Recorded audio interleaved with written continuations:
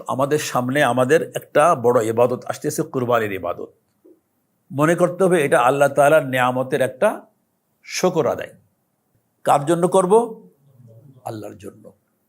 এই কথাটা আমাদের, যে আমাদের ইবাদতের প্রত্যেকটা আমল, আমাদের ইবাদতের প্রত্যেকটা বিষয় হতে হবে একমাত্র আল্লাহর জন্য।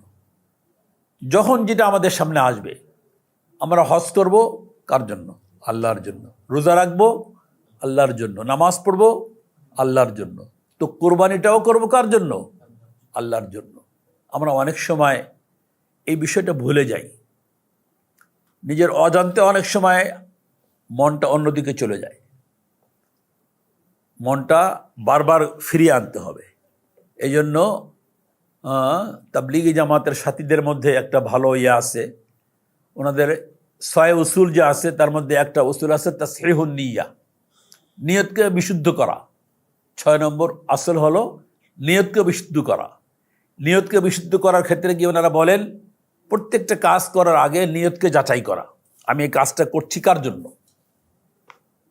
দেখব যে আমি নিয়ত আমার কি আছে। যদি এদিক ওদিক থাকে, মনটাকে একেবারে আল্লাহর দিকে মোতাবাজ্জি করে আমি যে আল্লাহর জন্য করতেছি, আমি এই জিনিসটা করতেছি, এই কাজটা করতেছি আল্লাহর জন্য। কাজ করতে করতে মাঝামাঝি পর্যায়ে পৌঁছে গেছি, তখন আবার চিন্তা করবো যে কাজটা কেন করছি। যদি মনটা অন্যদিকে চলে যায়, আবার মনটাকে ফিরিয়ে ভালো দিকে এনে তখন নিজের মনটাকে আবার প্রস্তুত করব যে আমি কাজটা করছি কার জন্য? আল্লাহর জন্য।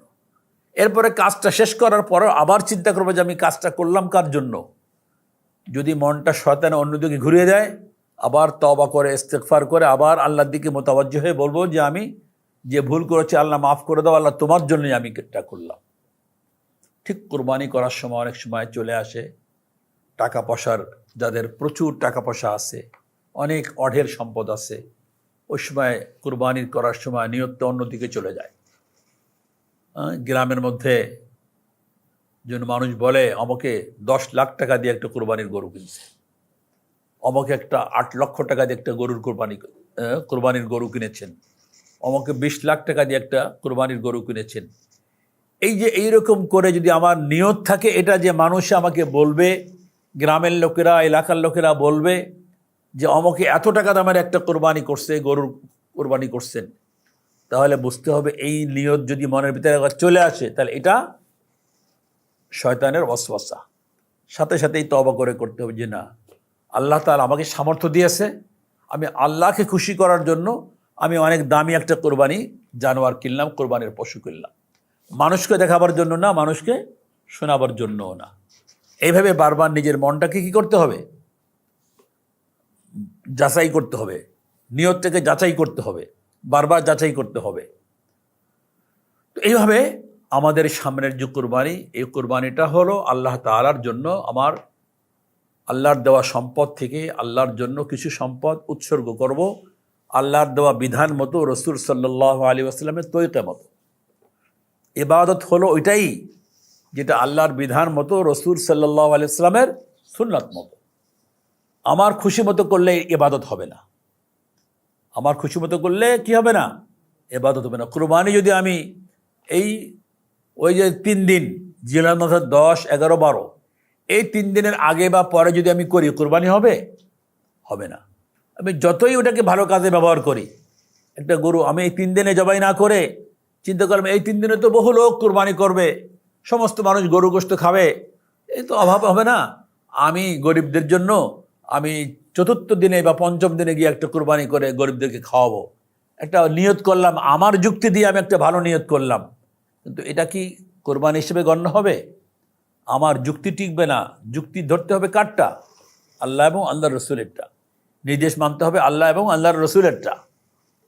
সুতরাং প্রত্যেকটা কাজের ভিতরে গিয়ে আল্লাহ সন্তুষ্টি অর্জনের জন্য আল্লাহর বিধান মতো আল্লাহকে খুশি করার জন্য কাজটা করা, যেটা হযরত ইব্রাহিম আলাইহিস সালাম করেছিলেন, নিজের সন্তানকে কোরবানি করেছিলেন আল্লাহকে খুশি করার জন্য। শয়তান ধোঁকা দিয়েছিল, কতবার কত চেষ্টা করেছিল, কিন্তু ওনাকে ফেরাতে পারেননি। এই জন্য আমরা কুরবানি করার পরে দোয়া করি, আল্লাহুম্মা তাকাব্বাল মিন্না আল্লাহুম্মা তাকাব্বালহু মিন্না কামা তাকাব্বালতা মিন হাবিবিকা মুহাম্মদ ও খলিলিকা ইব্রাহিম আলাইহিস সালাতু ওয়াস সালাম। আল্লাহ, আপনি আমার এই কুরবানি পশুকে কবুল করেন, যেভাবে কবুল করেছিলেন আমাদের প্রিয় নবী মুহাম্মদুর রাসূলুল্লাহ সাল্লাল্লাহু আলাইহি ওয়াসাল্লামের কুরবানিকে এবং ইব্রাহিম আলাইহিস সালাতু ওয়াস সালামের কুরবানিকে। তাদেরটা যেভাবে কবুল করেছিলেন, আমাদের কুরবানিকৃত, আমাদের উৎসর্গকৃত এই পশুটাও কি করেন? সেইভাবে কবুল করেন আল্লাহ তাআলার কাছে। তো ইনশাআল্লাহ আমরা আজকের আমার আলোচনাই হলো যে কুরবানিটার জন্য আমরা একমাত্র আল্লাহকে খুশি করার জন্য খাঁটি নিয়তে, খালেস নিয়তে করতে পারি। আল্লাহ তাআলা আমাদেরকে যেন সেই তৌফিক দান করেন।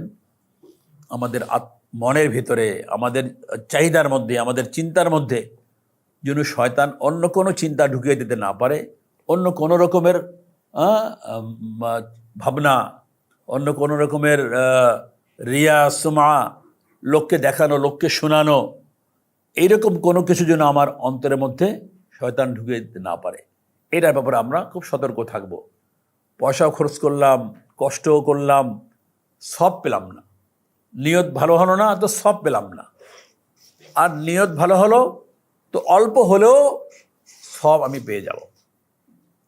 আল্লাহ তাআলা আমাকে, আপনাকে, সবাইকে কবুল করেন। আল্লাহ তাআলা তৌফিক দান করেন।